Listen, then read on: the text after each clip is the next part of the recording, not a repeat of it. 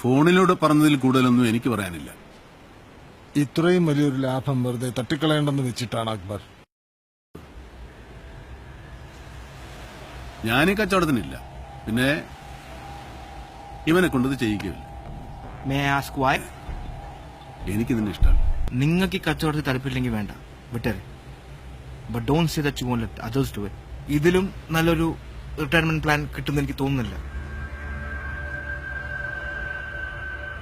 നിങ്ങളൊക്കെ ഇവിടുത്തെ ആൾക്കാരല്ലേ, അതുകൊണ്ട് മര്യാദയ്ക്കകത്തും ചോദിച്ച ഞാൻ അത്